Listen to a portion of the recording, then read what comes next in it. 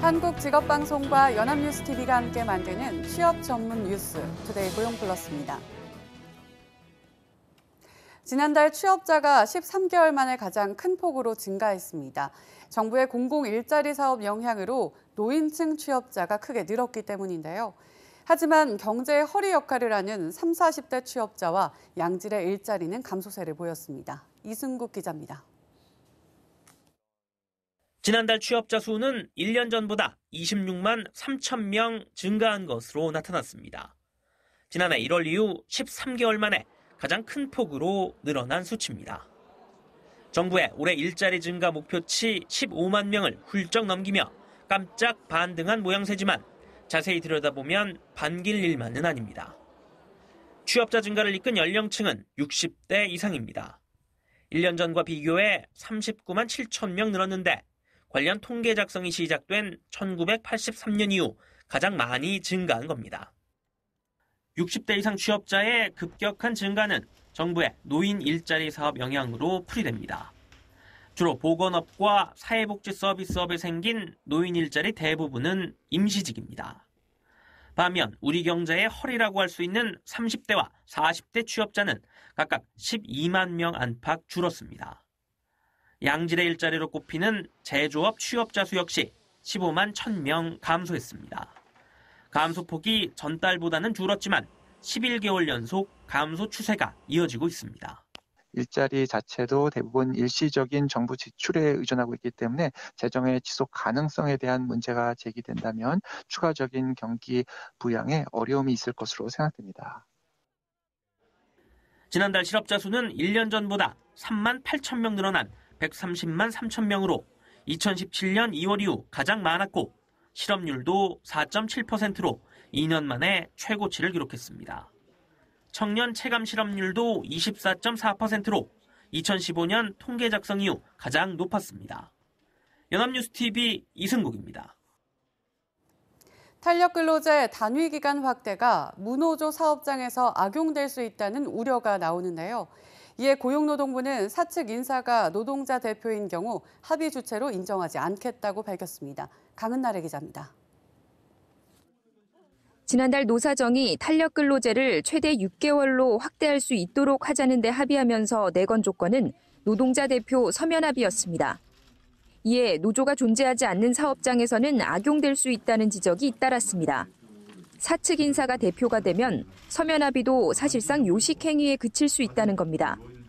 고용부는 이와 관련해 근로기준법에 따라 노동자 대표 자격을 갖춘 사람의 동의를 구하도록 면밀히 감독하겠다고 밝혔습니다.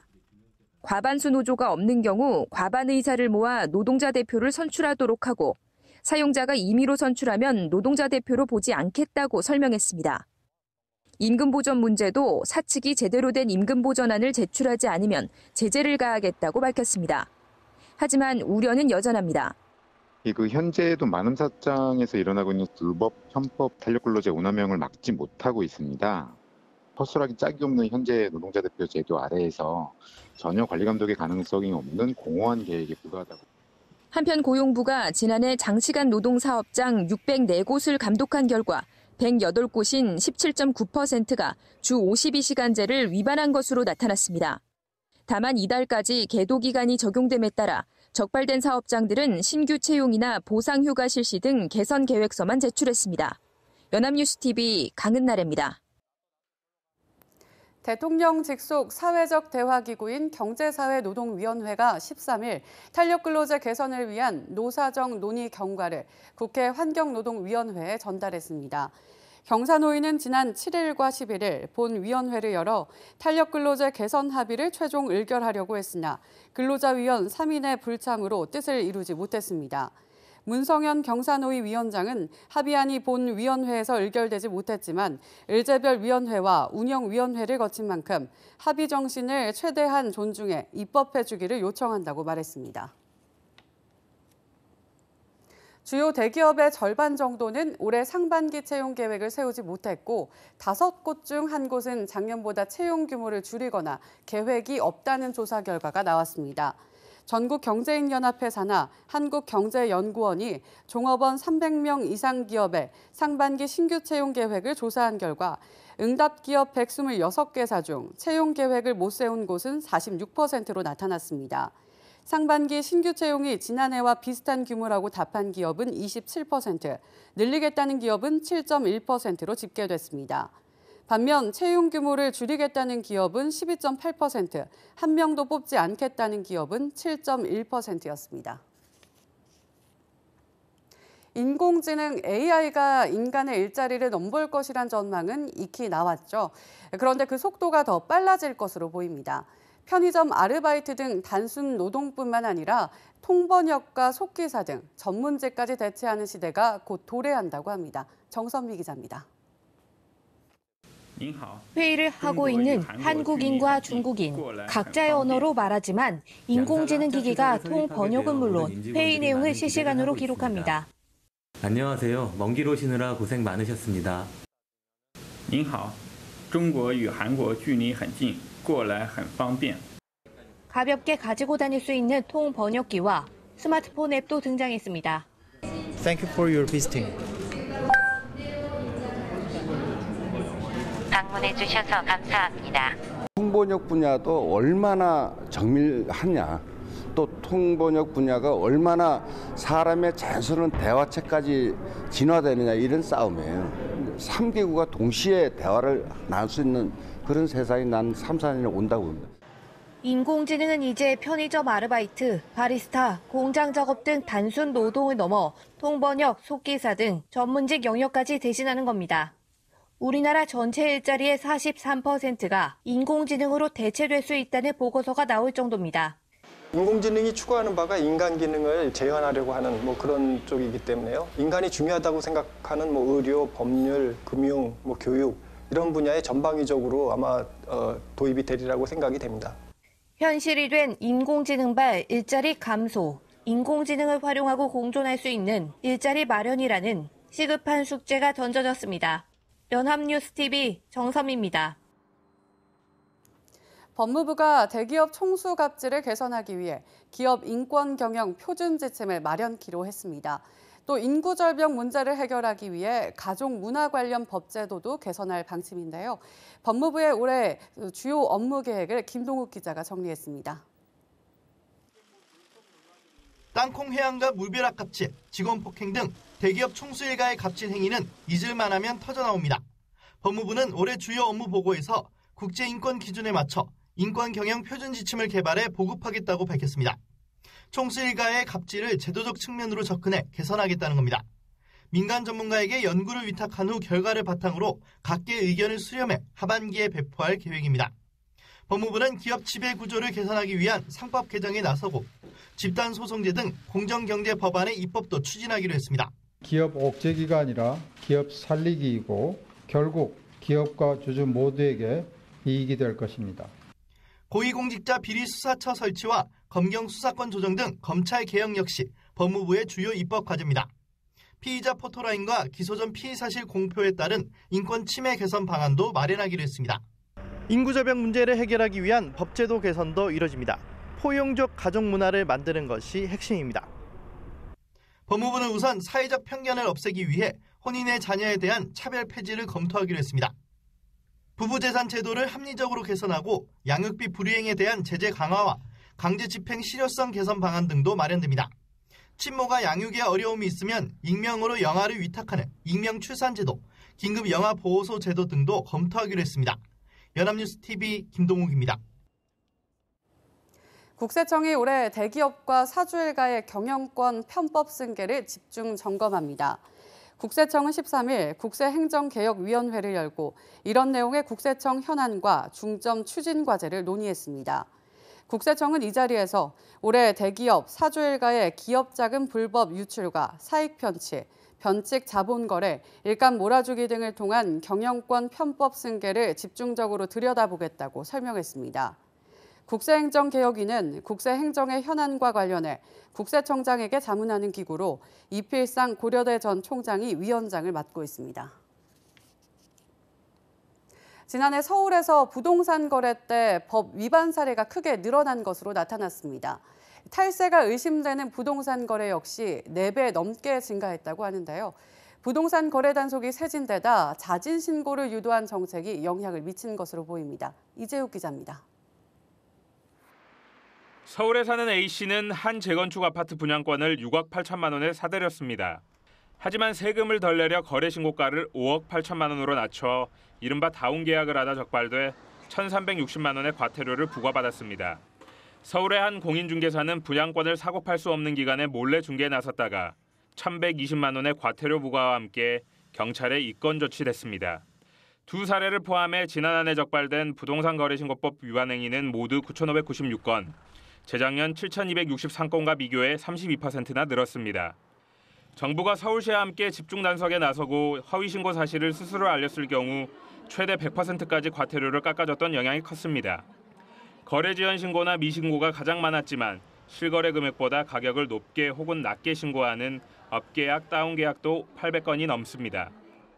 대출을 조금이라도 더 유동적으로 많이 받으려고 업을 해서 해놓으면 여유롭게 이제 자금 운용을 하려고 하시는 분들 양도세를 좀 줄이고자 실제 이제 거래된 금액과는 다르게 신고가 되는 그런 부분들도 다운계약서 같은 경우는 꽤나 많이 요구나 요청이 들어오는 편이고요. 탈세 의심 거래 건수는 모두 2,369건, 2년 전에 538건과 비교해 4.4배 넘게 적발됐습니다. 투기과열지구의 3억 원 이상 주택 거래 시 자금 조달 계획서 제출을 의무화하면서 거래금 출처 파악이 한결 수월해졌기 때문에 가능한 일입니다. 정부는 앞으로도 지방자치단체와 함께 부동산 거래 관련 합동단속 활동을 강화할 방침입니다. 연합뉴스TV 이재욱입니다. 국민연금 개편 작업이 지금 한창 진행 중입니다. 국가 지급보장 명문화 여부는 물론 보험료나 연금액을 줄일지 늘릴지 여부도 논의가 이뤄지고 있는데요. 국민들의 생각은 어떨지 이준음 기자가 들어봤습니다. 보험료를 내는 시기와 연금 받는 시기가 30년 넘게 차이 나는 청년들은 나중에 연금을 받지 못할까 봐 걱정입니다. 국가지급 보장이라는 말이 없어서 신뢰도가 없다. 내가 과연 이걸 내고도 받을 수 있을까라는 생각들을 많이 하고 이걸 좀 돈을 먼저 더 많이 걷고 이런 얘기보다는 수익이 나야 되잖아요. 근데 그 수익이 실제로 안 나는 거에 대해서 조금 생각을 더 먼저 해주셔야 될 것 같아요. 가입 기간을 인정해주는 크레딧 제도는 현재 군 생활 6개월, 출산은 둘째부터 인정돼 이를 늘려야 한다는 목소리도 큽니다. 이 가족을 이루는 과정에서 겪는 출산과 양육에서의 문제, 그리고 이런 문제들이 고스란히 국민연금 가입 기간의 상실로 이어지고 더 나아가서 노후소득이 삭감되고 사각지대를 해소해야 한다는 지적도 있습니다. 비정규직이나 프리랜서의 경우 국민연금에 가입할 여력이 없거나 사업자가 4대 보험에 가입하지 않아 노후 준비를 제대로 못한다는 겁니다. 고정 비용을 줄여야 되는 부담감이 있는데 그때 국민연금을 지역가입자로 내면서 자기 부담금이 높다면 굳이 가입 희망을 조금 생각을 안 하게 되는 것 같고 경사노위 활동 시한이 다음 달로 다가온 가운데 노동계와 재계는 여전히 평행선을 달리고 있어 자칫 국민연금 개혁이 또다시 물 건너갈 수 있다는 우려가 짙어지고 있습니다. 연합뉴스TV 이준음입니다.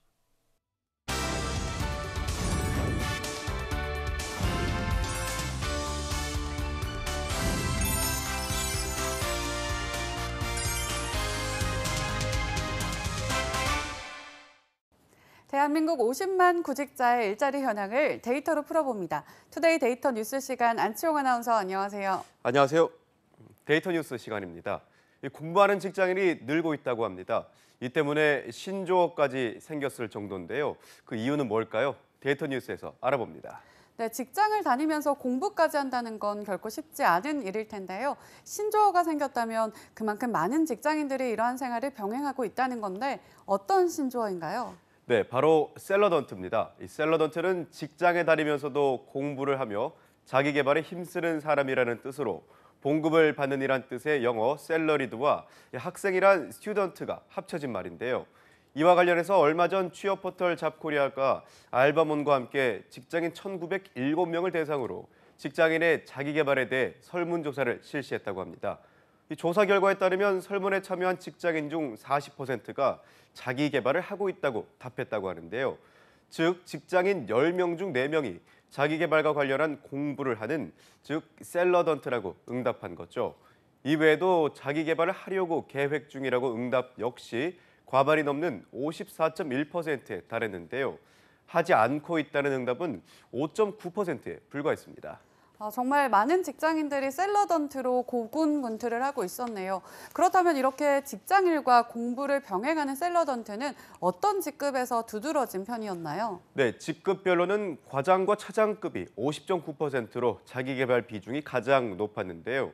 다음으론 대리급에서 48.2%로 높은 비중을 보였습니다.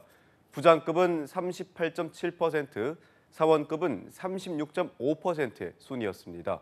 성별로는 남성 직장인 중 46.6%가 자기 개발 중이라고 응답해서 35.7%가 응답한 여성 직장인보다 높은 비율을 차지했습니다. 네, 사원이나 대리급보다 과차장급 직급의 자기개발 비중이 더 높다는 것이 인상적인데요. 그런데 다니는 것만으로도 벅찬 회사 생활인데 공부에 얼마나 많은 시간을 투자하고 있었다는 건가요? 네, 의외로 상당히 많은 시간을 자기 개발에 투자하고 있었습니다. 일주일에 평균 4시간 48분의 시간을 할애하고 있다고 응답한 건데요. 그러니까 평균 하루 1시간 가까이는 자기 개발을 위해 투자한다는 겁니다. 이 중에서 가장 긴 시간을 할애하는 그룹은 부장급으로 일주일에 평균 6시간 15분 동안 자기 개발을 하고 있다고 밝혔는데요. 연령별로는 20대 역시 일주일에 평균 5시간 12분을 자기 개발에 쓴다고 응답해서 대부분의 직장인들이 4시간 이상은 자기 개발을 위해 시간을 투자하는 것으로 조사됐습니다. 자기 개발 비용 역시 적지 않았습니다. 직장인들은 자기 개발을 위해 월 평균 17만 1,000원을 지출하고 있는 것으로 조사됐는데요. 가장 많은 비용을 쓰고 있는 그룹은 한 달에 19만 3,000원을 지출하고 있는 과차장급이었습니다. 네, 자기 개발에 쓰는 시간과 금액이 상당히 많네요. 그런데 이렇게 시간과 비용을 들이면서까지 자기 개발을 하는 이유는 뭘까요? 네, 가장 큰 이유는 내일에 대한 불안감 때문이었습니다. 자기 개발을 하고 있거나 계획 중인 직장인 중 절반 이상인 51.2%가 고용에 대한 불안감과 퇴사 후를 대비하기 위해 자기 개발을 한다고 응답한 거죠. 다음으로 42%의 비율을 보인 일을 하며 부족하거나 필요한 부분이 있어서는 2위를 차지했는데요. 3위엔 35.7%가 꼽은 개인적인 흥미, 자기 만족을 위해서가 올랐습니다. 4위는 31%의 비율을 보인 승진 또 연봉 협상 등 직장 내에서의 발전을 위해가 5위엔 27.8%의 응답률을 보인 이직 준비를 위해가 올랐습니다.